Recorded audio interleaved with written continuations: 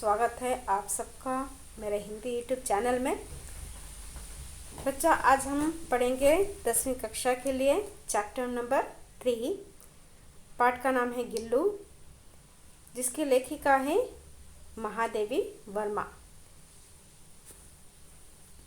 तो ये एक पार्ट 1 है, जिसमें मैं सिर्फ लेसन का एक्सप्लेनेशंस हिंदी में कराऊंगी। तो ये पाठ से हमें स्नेह भाव तथा प्राणी दया की सीख मिलती है।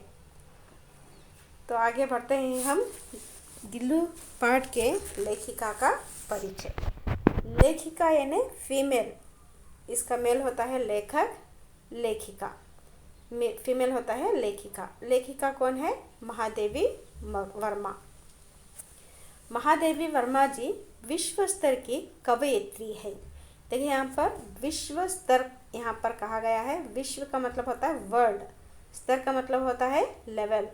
तो महादेवी वर्मा को विश्व स्तर यानी वर्ल्ड लेवल की कवयित्री माना गया है। देखिए यहाँ पर कवयित्री है, तो आप लोगों को बहुत कंफ्यूज होता होगा, कवयित्री होना चाहिए या कवयित्री होना चाहिए। ऐसा नहीं है, कवयित्री ही इसका सही स्पेलिंग है। तो ये विश्व स्तर की कवयित्री है। उन्हें आधुनिक मीरा भी कहा जाता है। आधुनिक यानी मॉडर्न ज़माने की मीरा भी कहा जाता है।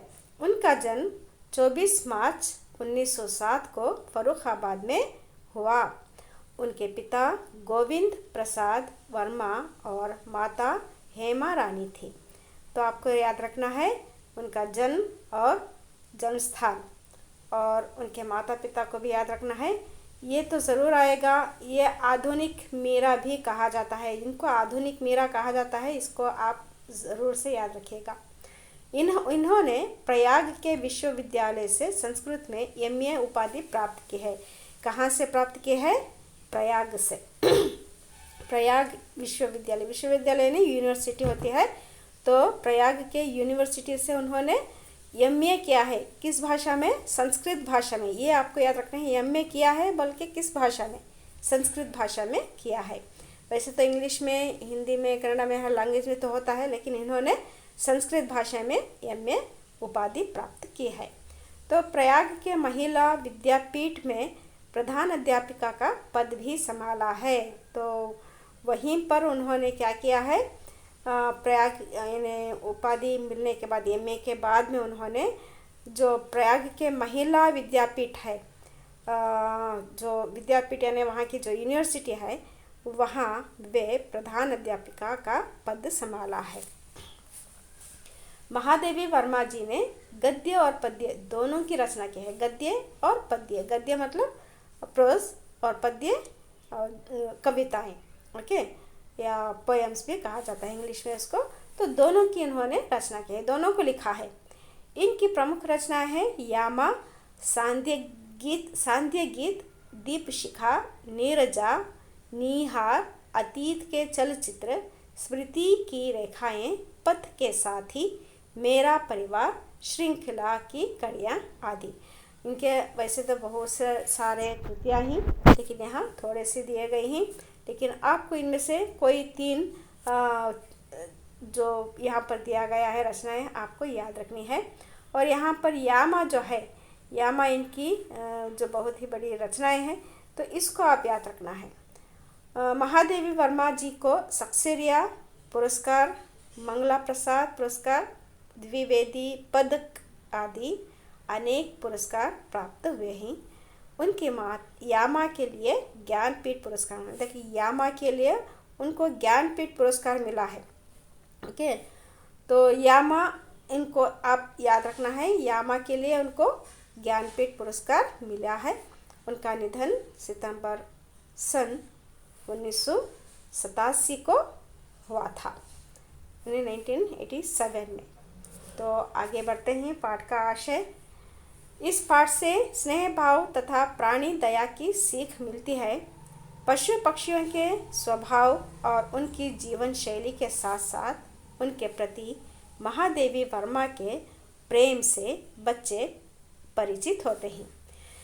तो इस पाठ से हम क्या सीख सकते हैं, आप लोग क्या सीख सकते हैं?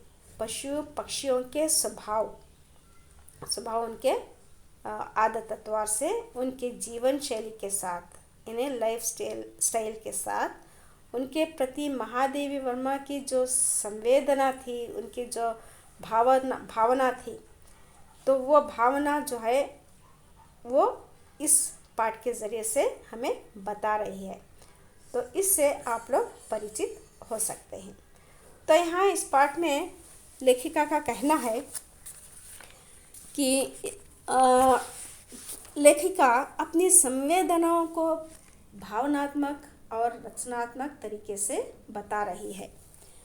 गिल्लू जो पाठ है वो एक रेखा चित्र है। रेखा चित्र किसको कहा जाता है? रेखा चित्र का मतलब होता है, देखिए वैसे तो महादेवी वर्मा के पास जो है ना बहुत सारे पशु पालतू जानवर थे, बहुत सारे पशुओं को या पक्षियों को उन्होंने पाला था, लेकिन ये जो छोटा सा जीव है जो गिलहरी है, इसको भी इन्होंने जो पाला था, लेकिन इसका जो छोटे छोटे चित्रण जो बताया है रेखा चित्र के द्वारा, तो वो कुछ इम्पॉर्टेंट ये उसकी विशेषताओं के बारे में, उसकी कार्यकलाप के बारे में जो बताया है, उसको रेखा चित्र कहा जाता है। ओके, तो इस रेखा चित्र में गिल्लू के छोटे छोटे चित्रों के माध्यम से लेखिका ने अपनी संवेदनाओं को प्रकट किया है। वैसे तो गिल्लू एक उपेक्षित प्राणी है, इन्हें सभी जानवरों को तो पाला जाता है, लेकिन गिल्लू कोई नहीं पालता है ना। लेकिन महादेवी वर्मा ने इसको पाला है और उसके छोटे छोटे चित्रों के माध्यम से उन्होंने अपने संवेदनाओं को भावनात्मक रूप से प्रकट किया गया है। तो लेकिन इस प्राणी के बारे में संवेदना करते हुए बता रही है, इस प्राणी की जीव के मन में भी मानव में स्नेह की उत्पत्ति हुई है। तो देखिए हम लोग क्या करते हैं, बहुत से जानवरों को हम पालते हैं और उनके लिए हमारे मन में प्रेम होता है, लेकिन महादेवी वर्मा इस पाठ में जो है गिल्लू के उन्होंने कई पक्षियों को उन्होंने पाला था, लेकिन उनके प्रति भी उनको प्यार था, लेकिन गिल्लू के प्रति भी उनको एक स्नेह की उत्पत्ति हुई है। तो ये यहाँ पर इस पाठ में बताया गया है। तो चलिए आगे बढ़ते हैं पाठ का सारांश। लेखिका ने बरामदे में आकर देखा कि दो कौवे आपस में चोंच मिलाकर खेल रहे हैं। पुराणों में कौवे को मतलब अचानक एक दिन सवेरे जब बरामदे में आकर लेखिका देखती हैं कि दो कौवे एक गमले के चारों ओर चोंच से छुआउल जैसा खेल रहे हैं। ये काकभूषुंडी भी विचित्र पक्षी है, एक साथ समादरित, अनादरित, अति सम्मानित, अति अवमानित होता है ना। तो एक दिन उन्होंने देखा बरामदे में मतलब एक आंगन, घर के बाहर जो आंगन होता है, वहाँ पर जो फूलों की गेटियाँ जो होती हैं, सुराही, वहाँ पर उन्होंने देखा कि एक गमले यानी वेज के चारों ओर चोंचों से जो दो कौवे थे अपने चोंच से छुआउल के जैसा खेल रहे हैं। तो ये कौन खेल रहे हैं? कौवे। तो कौवे को काकभूषुंडी भी कहा जाता है। इसको विचित्र प्राणी भी कहा गया है। क्यों कहा गया है? क्योंकि ये एक साथ समादरित भी कहा जाता है, अनादरित भी कहा जाता है, अति सम्मानित भी उसको करते हैं या अति अवमानित भी कर देते हैं। देखिए कौवा जो है सारे पक्षियों में वो एक विचित्र दिखाई देता है, अद्भुत, यानी काला होता है, उसकी आवाज़ भी कर्कश होती है। तो इसीलिए कुछ लोग उसको पसंद करते हैं, कुछ लोग उसको पसंद नहीं करते हैं। ओके, कुछ जगह पर कौवे को है ना समादरित करते हैं, समादरित यानी उसका आदर करते हैं। जैसे कि कुछ लोग किसी की मृत्यु हो जाती है तो उनको जब श्राप लग जाता है तब वे क्या करते हैं, उन कौवों को भोजन वगैरह खिलाते हैं, अगरचे जब भोजन वगैरह खाने से उनका श्राप जो है मिट जाता है, ऐसा कहा जाता है, इसलिए उनको समादरित करते हैं या उसका आदर करते हैं। कुछ जगहों पर उसको अनादरित भी करते हैं, इन्हें उसकी बेइज्जती भी करते हैं। इन्हें जब भी कहीं पर अपने घर के छत पर आकर बैठ जाता है तो उसको हकाल देते हैं, सम्मानित और अवमानित भी करते हैं। तो एक प्रकार से उसका सम्मानित भी करते हैं और दूसरे प्रकार से उसका अवमानित भी करते हैं, या सम्मान करते हैं या अपमान भी कर देते हैं। तो हमारे बेचारे पुरखे ना गरुड़ के रूप में आ सकते हैं, ना मयूर के, ना हंस के। इन्हें यहाँ पर कहा गया है पुरखे मतलब एंसेस्टर। तो हमारे जो पूर्वज जो गुजर चुके हैं, तो महादेव वर्मा का कहना है कि जो एंसेस्टर्स हैं, जब वो गुजर चुके हैं, वे ना तो गरुड़ के रूप में आ सकते हैं, गरुड़ मतलब गिद्ध या ईगल उसको कह सकते हैं, ना मयूर के रूप में, मयूर मतलब मोर के रूप में, और ना हंस के रूप में। हंस आपने मालूम हुआ होगा, स्वान उसको कहते हैं। तो ये तीनों रूप में भी हमारे जो पुरखे हैं मरने के बाद इनके रूप में नहीं आते। उन्हें पितृपक्ष में, यानी पितृपक्ष का मतलब होता है पूर्वज में हमसे कुछ पाने के लिए काग बनकर ही अवतीर्ण होना पड़ता है। देखिए, जो पूर्वज हैं मरने के बाद ये तीनों पक्षियों में अवतरण नहीं होते, बल्कि काक के रूप में ही वो अवतीर्ण होते हैं। मतलब कव्वे के रूप में ही वो उत्पन्न होकर आते हैं, ऐसा कहा गया है। इतना ही नहीं, हमारे दूरस्थ प्रियजनों को भी अपने आने का मधुर संदेश इनके कर्कश स्वर में ही देना पड़ता है। तो यहाँ पर कहा गया है कि हमारे दूरस्थ प्रियजनों को, दूरस्थ का मतलब होता है दूर रहने वाले प्रियजन, हमारे रिलेशनशिप जो हमारे गांव से दूर होते हैं, हमारे शहर से दूर जो रहते हैं, तो उन जब कौवा जो है हमारे दहलीज पर या हमारे घर के छत पर आकर जब काव करता है, तो हमें मालूम हो जाता है कि कोई भी हमारे रिलेशंस आने वाले हैं। ओके, तो ये मधुर संदेश इनके मतलब कव्वे के कर्कश स्वर में ही देना पड़ता है। कर्कश स्वर मतलब कव्वे की जो काव होती है वो उसको कर्कश स्वर कहा गया है। कर्कश यानी उसके स्वर में न कोई मिठास है, न मधुरता है। ओके, इसलिए उसको कर्कश कहा गया है। उसका स्वर जो है, कव्वे की आवाज़ जो है उसको कर्कश कहा गया है। दूसरी ओर हम कौवा और काव करने को अवमानना के अर्थ में ही प्रयुक्त करते हैं। जब कौवा काव करता है तो हम उसको क्या करते हैं, उसकी अवमानना करते हैं, है ना। तो इस तरह से कवि यहाँ कव्वे के बारे में बताया गया है।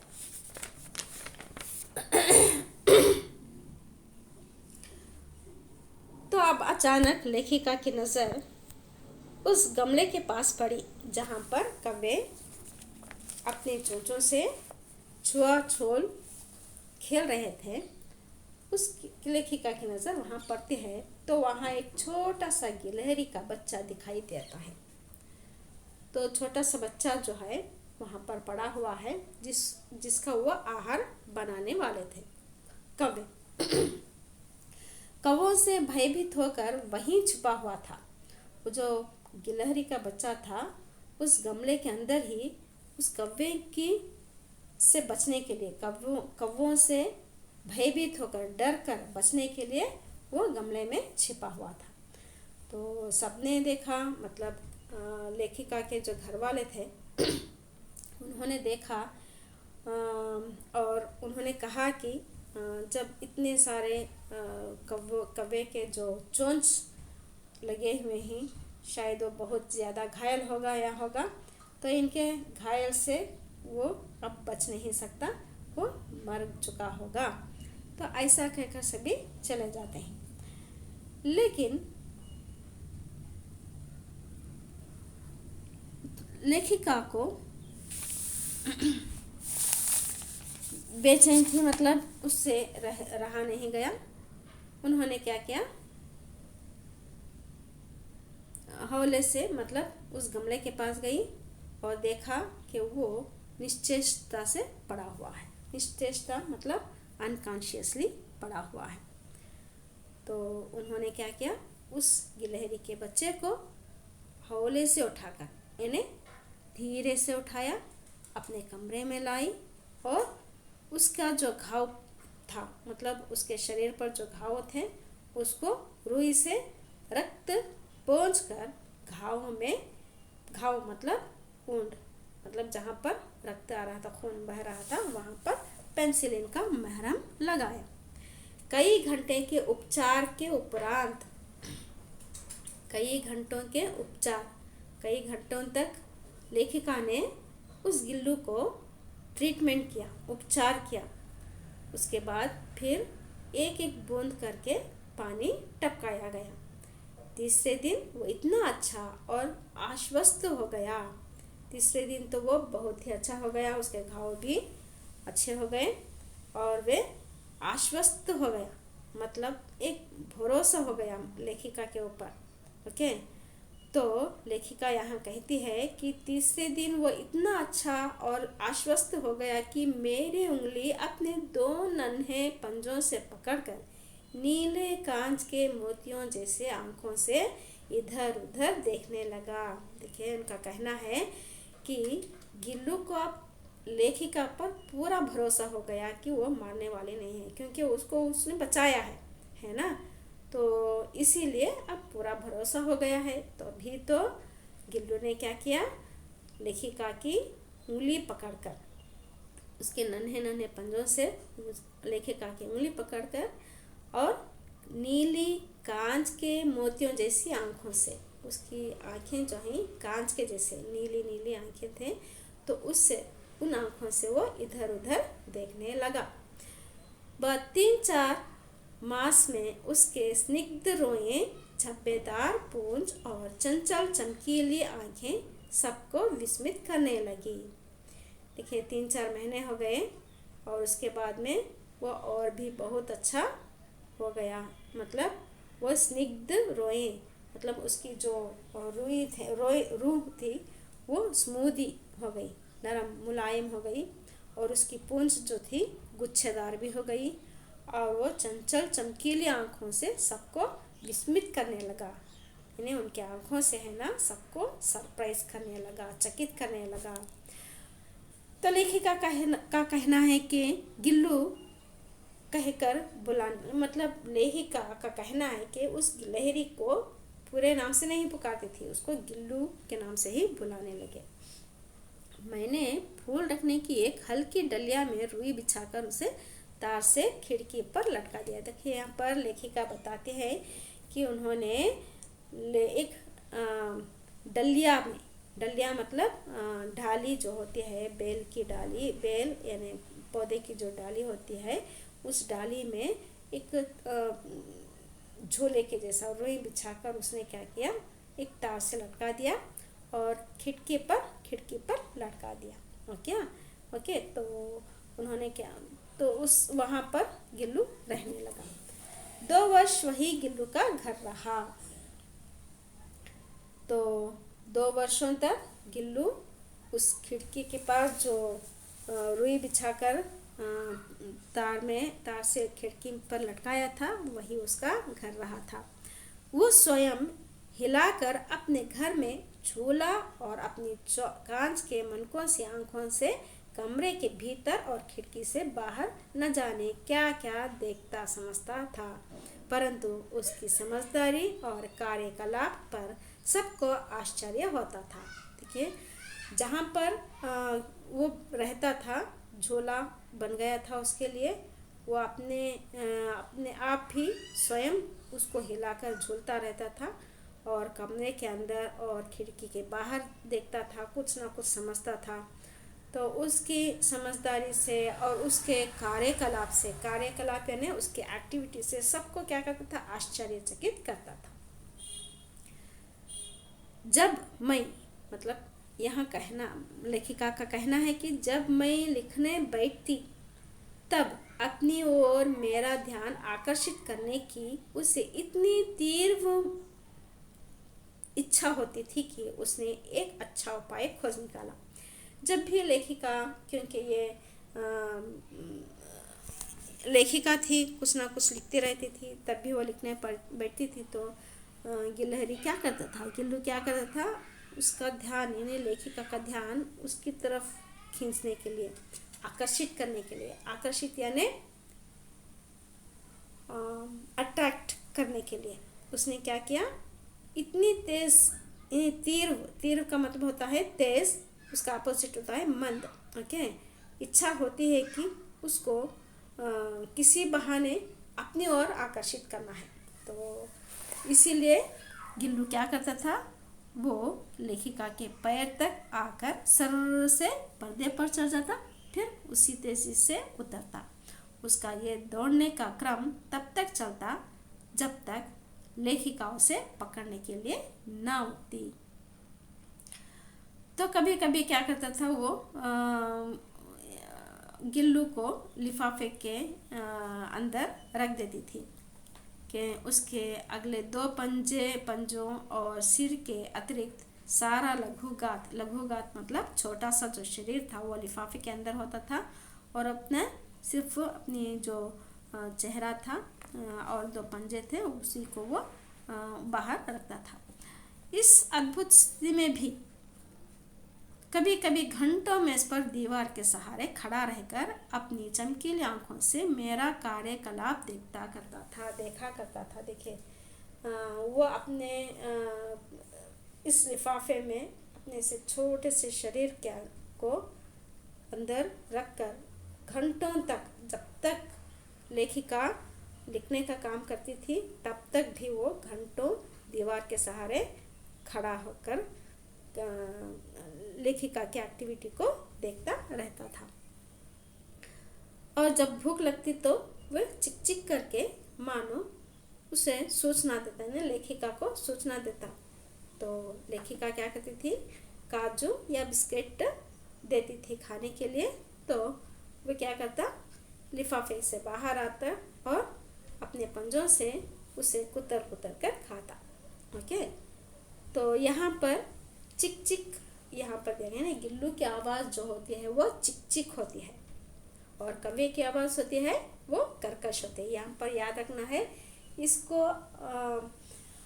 अनुरूपता के में दे देंगे। जब गिल्लू की आवाज़ चिक चिक होती है तो कौवे की आवाज़ डैश, क्या लिखना है आपको, कर्कश लिख रहा है। अगर कौवे की आवाज़ कर्कश होती है तो गिल्लू की आवाज़ क्या होती है, उसको आप लिखना है चिक चिक लिखना है। ओके, तो ये आपको याद रखना है, ये इम्पॉर्टेंट है।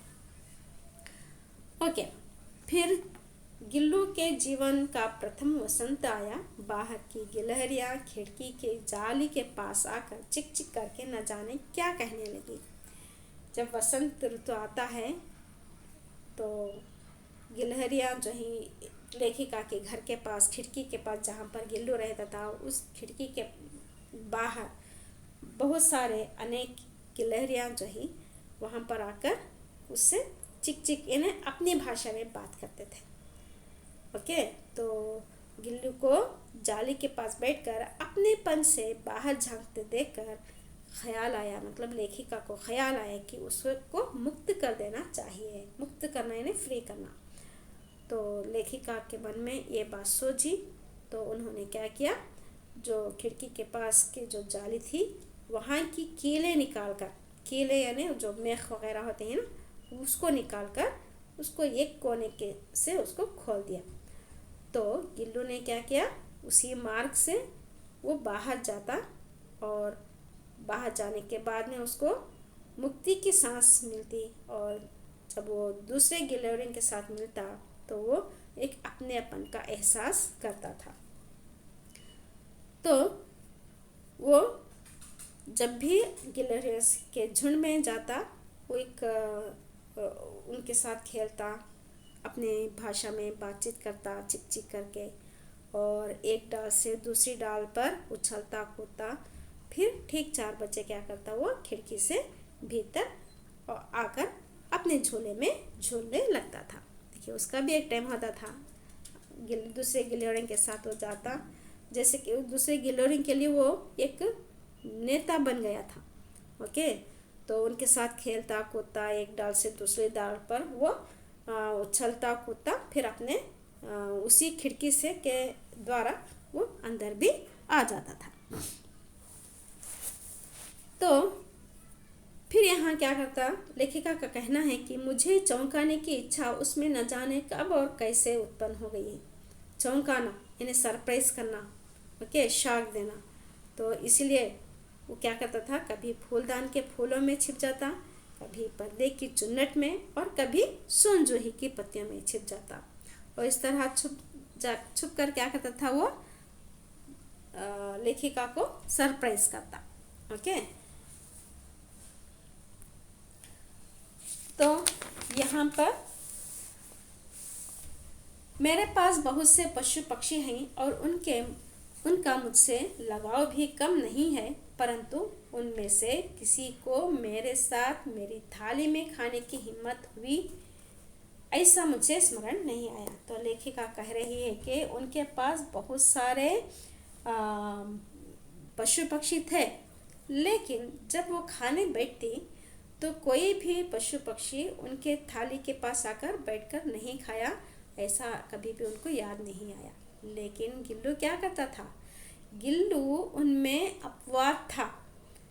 ओके, तो अपवाद मतलब नियम से परे, सामान्य नियम से परे थे, मतलब उसके रूल से हटकर था, उन पशु पक्षियों के रूल से हटकर था। कोई भी पशु पक्षी है ना, इनके थाली के पास आकर खाने नहीं बैठते थे, लेकिन गिल्लू आकर बैठता था। ओके, तो गिल्लू, यहाँ लेखिका का कहना है, मैं जैसे ही खाने के कमरे में पहुंचती, वो खिड़की से निकलकर आंगन की दीवार बरामदा पार करके मेज पर पहुंच जाता और मेरी थाली में बैठ जाना चाहता था, क्योंकि वो तो जानवर है, तो उसको क्या पता है कि थाली के बाहर बैठना है या थाली के बाजू बैठना है, थाली के अंदर बैठना है, उसको मालूम नहीं था। तो वो क्या करता था, थाली में बैठ जाना चाहता था। तो बड़ी कठिनाई से मैंने लेखिका ने उसे थाली के पास बैठना सिखाया। तो अब एक तो जानवर है, मनुष्यों को भी सिखाने के लिए वक्त लगता है, तो एक छोटा सा पशु था, तो उसको सिखाने के लिए भी वक्त लग गया था, कि उस बहुत ही कठिन था, लेकिन लेखिका ने उसको थाली के बाहर पास बैठना सिखा दिया था। जहाँ पर भी वो बैठकर खाती थी, थाली में से एक एक चावल उठाकर बड़ी सफाई से खाता रहता। लेकिन काजू तो उसका प्रिय खाद्य था। देखिए, आपको याद रखना है, काजू उसका प्रिय खाद्य था। चावल वगैरह तो खाता था, लेकिन काजू जो था उसका बहुत ही स्वादिष्ट खाना था, उसके लिए बहुत स्वादिष्ट खाना था, ये आपको याद रखना है।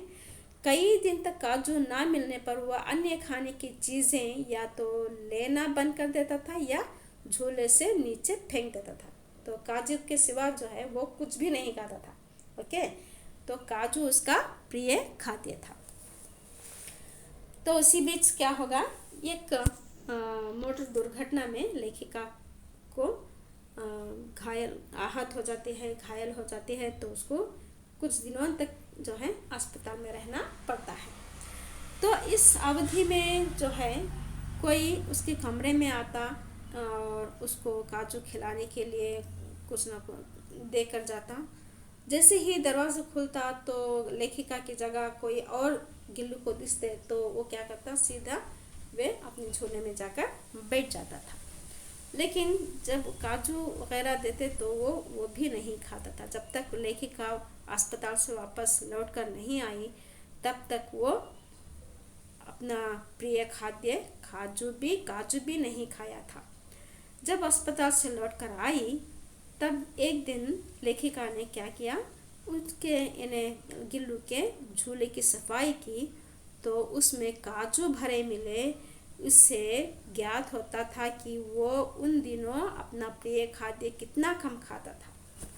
मतलब इसका मतलब क्या है कि जब तक लेखिका अस्पताल में रही तब तक गिल्लू अपना प्रिय खाद्य काजू भी नहीं खाया था। ठीक है, तो बहुत सारे काजू जो थे उसके झोले में पड़े थे। तो यहाँ लेखिका का कहना है, मेरी अस्वस्थता में, अस्वस्थता मतलब अनहेल्दी, स्वस्थता अस्वस्थता में तकिए पर जब वो बीमार थी उस समय जब वो लेटी रहती थी तो सिराहने बैठकर, देखिए यहाँ पर फोटो में भी है, चित्र में दिया गया है, सिराहने बैठकर वो अपने नन्हे नन्हे पंजों से लेखिका के सिर और बालों को हौले हौले सहलाता रहता। ओके, तो जब गर्मियों में दोपहर में जब काम करने बैठती तो गिल्लू ने बाहर जाता ना अपने झोले में बैठता, ना तो बाहर ही जाता, क्योंकि गर्मी ज़्यादा होने के कारण वो बाहर भी नहीं जाता था और झोले में भी नहीं बैठता था।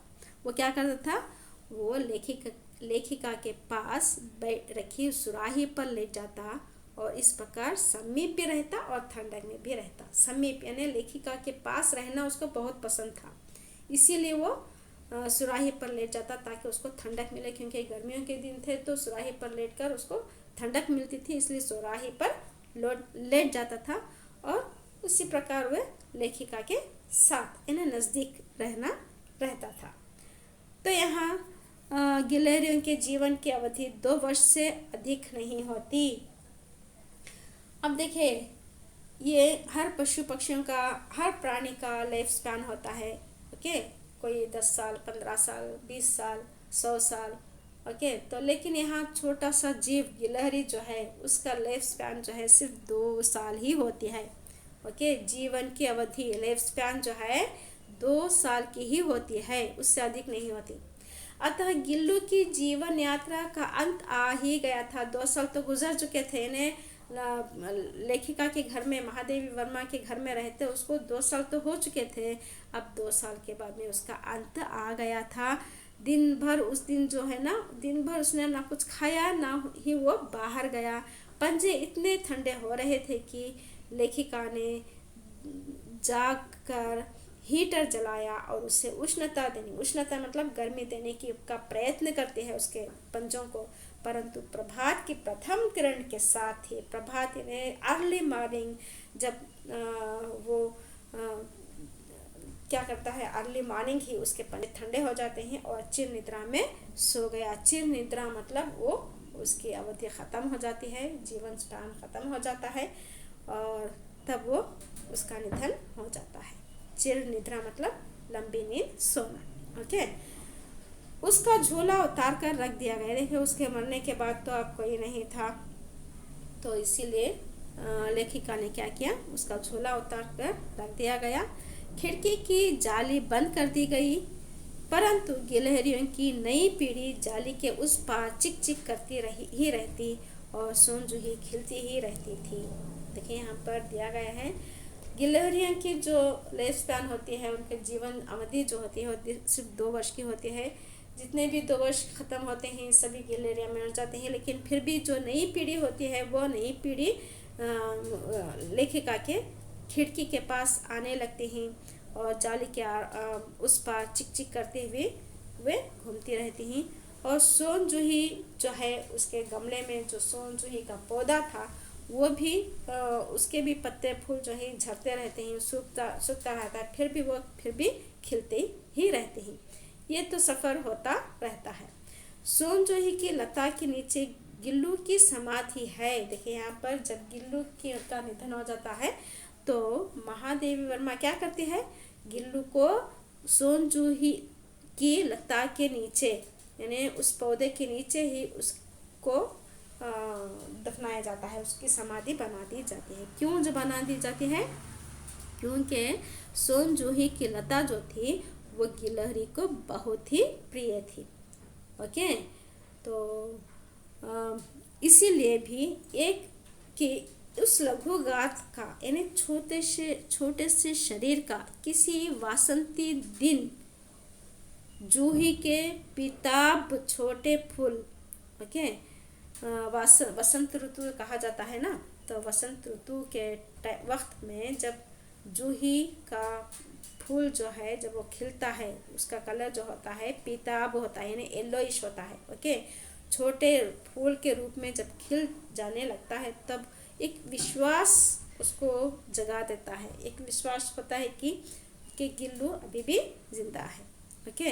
तो इसको याद करके लेखिका जो है खुश हो जाती है।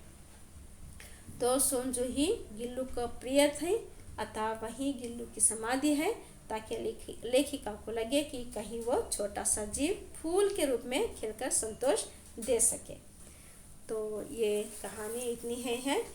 तो यहाँ पर लेखिका बता रही है कि कौन कह सकता है कि पशु पक्षी भावहीन प्राणी है, भावहीन यानी उसमें भाव होते हैं, फीलिंग होती है, वे भी हमारी तरह कभी कभार हमसे भी अधिक भावनाकुल होते हैं, ओके, विचारवान और सहृदय व्यवहार होते हैं। वे भी फीलिंग, उनमें भी फीलिंग होती है, वे भी सोचते हैं और वे भी सहृदय व्यवहार करते हैं। लोगों के साथ कैसा अच्छा तरह से व्यवहार करें, जैसे हम पशुओं के जिस प्रकार से हम व्यवहार करते हैं, वे भी हमारे से वही व्यवहार करते हैं। महादेवी वर्मा ने एक छोटा सा जीव गिलहरी के बच्चे को रेखांकन कर प्राणी जगत की मानव सहज जीवन शैली का प्रभावशाली चित्रण किया है, ओके। तो आज के संदर्भ में जहाँ मानव के स्वार्थ यानी सेल्फिश के कारण पशु पक्षी की जातियां लुप्त होती जा रही हैं। आज के ज़माने में मानव जाति क्या कर रहा है, अपने स्वार्थ के लिए वो सिर्फ अकेला जीना चाहता है, किसी को वो इन्वॉल्व नहीं करना चाहता, पशु पक्षियों को भी वो है ना, वो पालना नहीं चाहता। तो इस स्वार्थ के कारण जो है आज के ज़माने में पशु पक्षी की जातियां जो है वो लुप्त होती जा रही हैं, लुप्त यानी छुपती जा रही हैं। तो वहाँ महादेवी वर्मा जी की ये संस्मरण, ये याददाश्त उनकी रक्षा करने, यानी पशु पक्षियों की रक्षा करने और उनके प्रति प्रेम भाव जगाने की दिशा में एक सार्थक प्रयत्न सिद्ध किया है। तो ये थी उनकी कहानी गिल्लू के कार्यकलाप के बारे में, ओके। तो अब मैं यहाँ पर कुछ नए शब्द पढ़ूंगी, यहाँ कुछ अपने पाठ से ही नए शब्द निकाले। यहाँ पर कुछ यहाँ पर मीनिंग है और कुछ संधि है और कुछ यहाँ पर क्या है, समाज भी बताया गया है, मैं आपको बताऊंगी। समादरित है, सम प्लस आदरित, तो इसको हम संधि के रूप में देखेंगे तो समादरित जो है ये दीर्घ संधि होगा। अनादरित अन प्लस आदरित होगा, ये भी एक दीर्घ संधि होता है। सम्मानित अवमानित ये अपोजिट होगा, ओके। सम्मानित और अवमानित ये अपोजिट वर्ड है, भीतर बाहर अपोजिट वर्ड है। लघु यानी उसका मतलब है छोटा। आश्वस्त भरोसा करना, ये इसका मीनिंग है। स्निग्ध स्मृति जुब्बेदार गुच्छेदार। कार्यकलाप एक्टिविटी, तीव्र मंद, अस्वस्थता स्वस्थता, समीप दूर, पीताप, ओके। तो ये सारे जो है मैंने मीनिंग के रूप में और क्या है यहाँ पर संधि के रूप में मैंने यहाँ पर बताया गया है। इसको आप याद कर ले तो आपके लिए बहुत ही आसानी होगी। अगरचे आप मेरे इस चैनल में मेरे चैनल को आप लाइक किया हो तो लाइक शेयर करें, सब्सक्राइब करें। तब तक के लिए और भी है यहाँ पर देखिए, संतोष है, सम प्लस तोष यानी ये व्यंजन संधि होगा। भावानुकूल है, भाव प्लस अनुकूल। दीर्घ संधि है, रेखांकित, अगर से इसको संधि के रूप में देखेंगे तो रेखा प्लस अंकित है, ये दीर्घ संधि होता है। रेखा को अंकित करने वाला, ये इस समास के रूप में देखेंगे तो ये तत्पुरुष समास है। सहज यानी सिंपल यानी जीवन शैली, लाइफ स्टाइल, जीवन शैली का मतलब होता है लाइफ स्टाइल। स्वस्थ, अगर से इसको संधि के रूप में देखेंगे तो सु प्लस अस्त स्वस्थ, ये यण संधि है। संस्मरण, सम प्लस स्मरण व्यंजन संधि है। प्रेम भाव, प्रेम का भाव, ये तत्पुरुष समास है। सार्थक, इसका मतलब होता है निरार्थक। ओके, यहाँ पर प्रेम का भाव है क्योंकि यहाँ प्रेम के साथ का जो यह है चिन्ह है, तो ये यहाँ पर चिन्ह आने की वजह से संबंध तत्पुरुष समास होता है, इसलिए तत्पुरुष समास होता है। प्रेम भाव तत्पुरुष समास। तो अगरचे मेरे वीडियो आपको पसंद आई होती है पसंद आई है तो आप मेरे इस चैनल को लाइक करें, शेयर करें, सब्सक्राइब करें। तो तब तक के लिए अगले वीडियो तक धन्यवाद।